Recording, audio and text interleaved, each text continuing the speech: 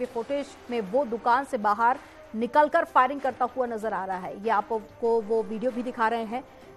तेलियारगंज इलाके के रसूलाबाद में है मोहम्मद गुलाम का मकान और मकान के अगले हिस्से में 3-4 दुकानें भी हैं। तो पीडीए ने इस दुकानों को भी खाली करवा लिया है।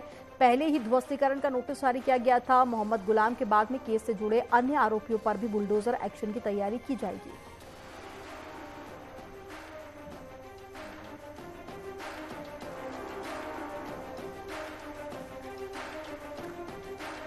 तो उमेशपाल हत्याकांड को लेकर पुलिस लगातार छापेमारी कर रही है और साथ ही एक्शन भी लिया जा रहा है।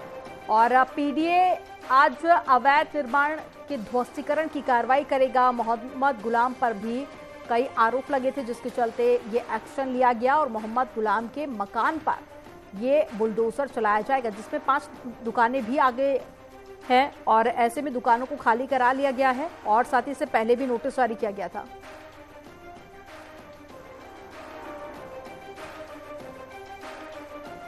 और ज्यादा जानकारी के साथ में सर्वेश लाइव जुड़ गए हैं। सर्वेश का रुख कर लेते हैं। सर्वेश, आपके पास क्या ज्यादा जानकारी बुलडोजर एक्शन को लेकर, किस तरह पुलिस इस पूरी कार्रवाई को अंजाम देने वाली है?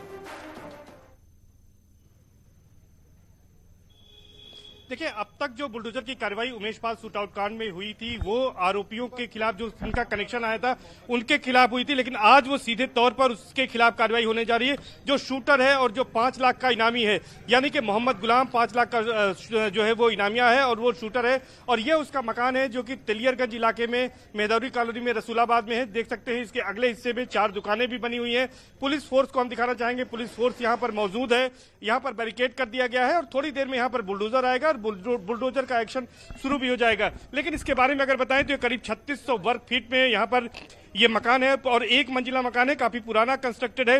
लेकिन मोहम्मद गुलाम के बारे में बताएं तो मोहम्मद गुलाम फरार है। इसके बाद से लगातार तमाम टीमें जो है उसकी धरपकड़ के लिए दबिश दे रही, लेकिन वो पुलिस के हत्या अब तक नहीं चढ़ा है। और इसका जो भाई है राहिल हसन बीजेपी अल्पसंख्यक मोर्चे का निवर्तमान जिलाध्यक्ष है, लेकिन उसको भी पुलिस ने 9 दिन तक डिटेन किया था पूछताछ की, लेकिन उसके बावजूद उसके बारे में कोई खास जानकारी पुलिस को नहीं लग पाई और अब तक गुलाम मोहम्मद नहीं मिला है। तो उसके बाद ये जो मकान है वो अवैध रूप से बना है, इसके ध्वस्तीकरण की कार्रवाई आज यहाँ पर की जाएगी। आप देख सकते हैं कि यहाँ पर तैयारी हो गई है इसके ध्वस्तीकरण की और यहाँ पर कुछ ही देर में बुलडोजर आएगा और उसके बाद ये कार्रवाई की जाएगी। हालांकि परिजनों का ये कहना है कि जो मोहम्मद गुलाम है उसने जो गलत काम किया है उसकी सजा उसको मिलनी चाहिए।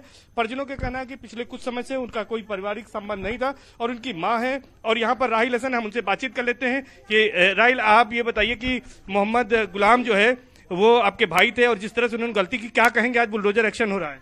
देखिए, भाई कहने से भाई नहीं रहता, रिश्ते को निभाना आना भी चाहिए। आज अगर वो बेटे होते हैं, भाई होते, तो क्या ऐसा कृत्य करते कि परिवार को चौराहे पे खड़ा करके चले जाते हैं?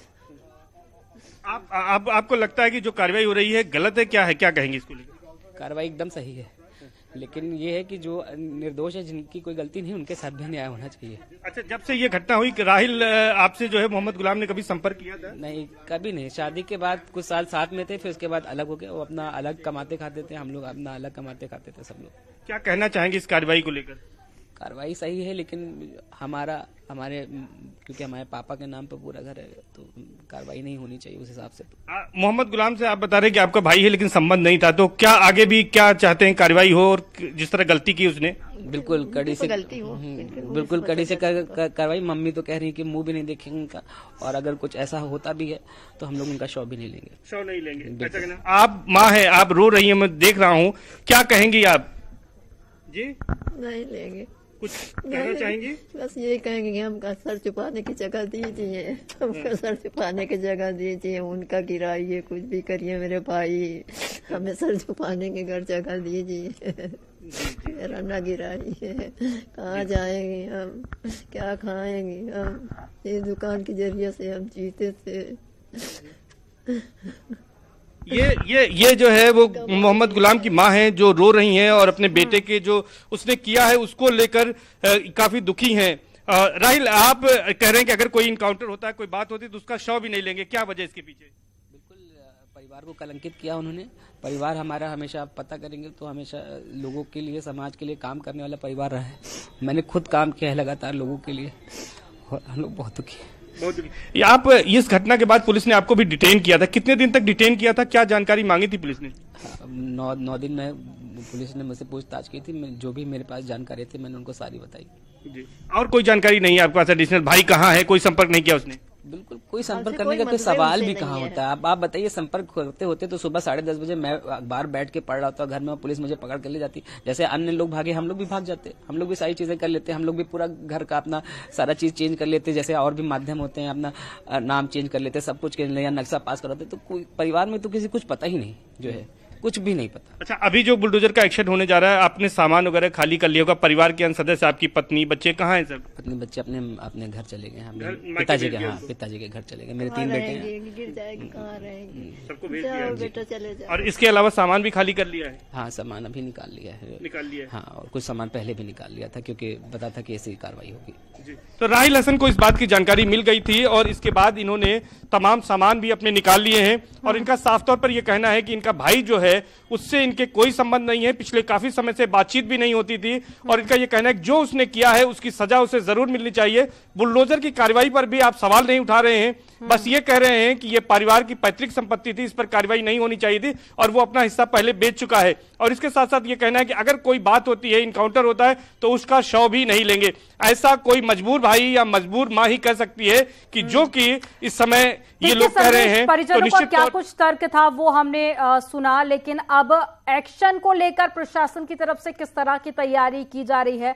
अगर पुलिस बल वहां पर पहुंच गई है तो मैं चाहूंगी जरा एक बार तस्वीरें आप दिखा दीजिए, कब तक कार्रवाई शुरू होगी? ये निश्चित तौर पर हम दिखाने की कोशिश करेंगे कि किस तरह से कार्रवाई कितनी देर में शुरू होगी, लेकिन अभी फिलहाल कोई कार्रवाई यहां पर नहीं शुरू हुई है। और अभी जो है ये कार्रवाई यहां पर थोड़ी देर में शुरू होने वाली है और उस कार्रवाई का इंतजार सबको है यहां पर, चूंकि अभी बुलडोजर का एक्शन होगा। जिस तरह से बुलडोजर यहां पर आएगा, हम गली के बाहर चलेंगे और पुलिस फोर्स दिखाएंगे कि किस तरह से यहां पर पुलिस फोर्स लगी हुई है और लगातार पुलिस फोर्स बढ़ रही है। और इसके साथ साथ अब बुलडोजर एक्शन की तैयारी, चूंकि बुलडोजर जैसे ही आएगा उसके बाद ये कार्रवाई यहां पर शुरू हो जाएगी। और यहां पर सामान भी खाली कर लिया, जैसे हमने अभी राहिल हसन से, जो कि मोहम्मद गुलाम के भाई हैं, उनसे हमने बातचीत भी की थी। और उसके बाद अब यहां पर थोड़ी देर में बुलडोजर का एक्शन होगा। और चूंकि ये जो मकान है करीब 3600 वर्ग फीट का है और ये 1 मंजिला मकान है, तो ज्यादा इसमें देर भी नहीं लगेगी और ये कुछ ही करीब 1 घंटे में ये कार्रवाई पूरी हो जाएगी। यहाँ पर जो पीडीए के अफसर हैं वो भी पहुंच चुके हैं, नगर निगम के अधिकारी यहाँ पर पहुंच चुके हैं और कई थानों की पुलिस फोर्स यहाँ पर पहुंच चुकी है।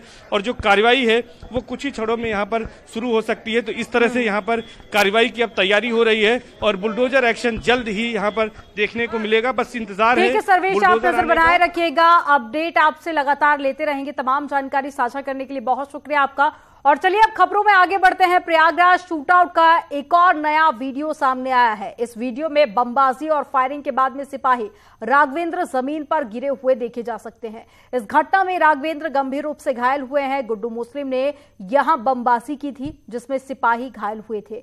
वीडियो में आपको दिखाएंगे कि शूटर्स के फरार होने के बाद में लोग जख्मी सिपाही को मौके से उठाकर कैसे ले जाते हैं। दूसरी ओर उमेशपाल हत्याकांड में शामिल शूटर्स बमबाज और साथी अतीक का वांटेड पत्नी शाइस्ता की तलाश में भी लगातार पुलिस जुटी हुई है। जगह जगह दबिश भी दी जा रही है, लेकिन 3 हफ्ते बीत जाने के बाद भी ना तो शूटर्स का पता चल पाया है और ना ही शाइस्ता परवीन का। अब पुलिस अतीक की पत्नी शाइस्ता परवीन की पोस्टर लगाकर भी तलाश कर रही है।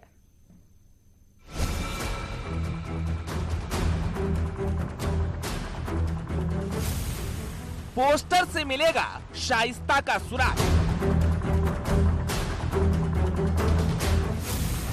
वांटेड शाइस्ता का कौन पनाहगार? IS 227 गैंग का लेडी डॉन शाइस्ता। अतीक का पूरा परिवार गैंगस्टर। असद, अरमान, गुड्डू मुस्लिम, साबित, गुलाम, शाइस्ता, ये प्रयागराज शूटआउट के मोस्ट वांटेड है, जिसकी तलाश में पुलिस करीब 25 दिनों से जुटी है, लेकिन हाथ अभी तक खाली। अब पुलिस अतीक की पत्नी की पोस्टर जारी करने की तैयारी में है, जिससे आरोपियों तक पहुंचने में मदद मिल सके। लेकिन चुनौती ये है कि शाइस्ता के जितने भी फोटो पुलिस के हाथ लगे हैं, सब नकाब में है, लेकिन पुलिस बिना नकाब वाली तस्वीर की तलाश में है, जिससे शाइस्ता को पहचानने में कोई परेशानी न हो। उमेश पाल शूटआउट केस में बाहुबली पूर्व सांसद अतीक अहमद की पत्नी शाइस्ता परवीन भी आरोपी हैं और प्रयागराज पुलिस ने उन पर 25,000 का इनाम भी घोषित किया हुआ है, लेकिन शाइस्ता परवीन लगातार फरार चल रही हैं। ऐसे में सबसे बड़ी खबर यह है कि शाइस्ता परवीन का पुलिस पोस्टर जारी करने जा रही है, क्योंकि अभी तक शाइस्ता परवीन की जो भी तस्वीरें हैं उनमें उनका चेहरा ढका हुआ है, नकाब है, जिसकी वजह से उन्हें कोई पहचानता नहीं है। लेकिन अब उनके चेहरे खुले होने के बाद जो पोस्टर जारी किया जाएगा उससे कोई भी शख्स पहचान कर उनके बारे में पुलिस को जानकारी दे सकता है। इससे पहले माफिया अतीक अहमद के परिवार के कई सदस्यों के स्केच पुलिस जारी कर चुकी है। 2008 में अतीक का 4 स्केच जारी हुआ था। अतीक के भाई अशरफ का भी स्केच बना था। अतीक के बड़े बेटे मोहम्मद उमर का पोस्टर भी जारी हुआ था। अब अतीक की पत्नी शाइस्ता का पोस्टर जारी होने की तैयारी कर रही है पुलिस। तो अब तक परिवार के 3 सदस्यों के खिलाफ पोस्टर जारी हो चुके हैं और अब नंबर शाइस्ता परवीन का है, जिसके खिलाफ भी जल्द ही पोस्टर जारी किए जाएंगे और इस बात की पुलिस तैयारी कर रही है कि पोस्टर जारी किए जाए ताकि जल्द से जल्द शाइस्ता परवीन की गिरफ्तारी हो सके। शाइस्ता का पोस्टर ही नहीं बल्कि शाइस्ता और उसके बेटों का नाम पुलिस अतीक के रजिस्टर्ड गैंग IS 227 में जोड़ने की तैयारी कर रही है। पहली बार होगा जब अतीक के गैंग में किसी महिला का नाम जुड़ेगा। उमेश पाल शूटआउट के बाद गैंग के जो सक्रिय मेंबर हैं उनकी तलाश की जा रही है, उनके खिलाफ कार्रवाई की तैयारी की जा रही है। अतीक अहमद का जो गैंग है IS 227 ये रजिस्टर्ड पहले किया जा चुका है और इसकी लगातार निगरानी भी की जाती है, लेकिन अब इसमें बाहुबली की पत्नी शाइस्ता परवीन, जिनके ऊपर 25,000 का इनाम है और उमेश पाल शूटआउट कांड में भी उनकी संलिप्तता सामने आई है, उसके बाद ये कार्रवाई किए जाने की तैयारी है। हालांकि 2 नाबालिग बेटे जो बाल संरक्षण गृह में हैं, एजम और अबान, उनको लेकर भी ये कहा जा रहा है कि उनके नाम भी जोड़े जाएंगे। इसके साथ साथ जो 2 बेटे जेल में हैं, मोहम्मद उमर और इसके साथ साथ अली अहमद, इनके नाम भी अब इस गैंग चार्ट में जोड़े जाएंगे। तो कुल मिलाकर माफिया की पूरी फैमिली अब इस इंटरस्टेट गैंग में शामिल हो जाएगी और सभी के नाम इसमें शामिल किए जाने की तैयारी की जा रही है। इधर पुलिस 5 शूटर्स और शाइस्ता की तलाश में जुटी है तो बमबाज गुड्डू मुस्लिम से जुड़ी खबर भी सामने आई। सूत्रों की माने तो बमबाज गुड्डू मुस्लिम प्रयागराज में बड़े अस्पतालों में गुंडा टैक्स वसूलता था। 10 बड़े अस्पतालों के नाम सामने आ रहे हैं जिनसे गुड्डू मुस्लिम अतीक का डर दिखाकर गुंडा टैक्स की वसूली करता था। फिलहाल पुलिस 5 लाख के इनामी गुड्डू मुस्लिम की घेराबंदी में जुटी है। इधर पुलिस एनकाउंटर में ढेर हुए 2 शूटर अरबाज और उस्मान के मजिस्ट्रेट जांच के आदेश भी दिए गए हैं, जिससे कि एनकाउंटर पर भविष्य में कोई सवाल न उठ सके।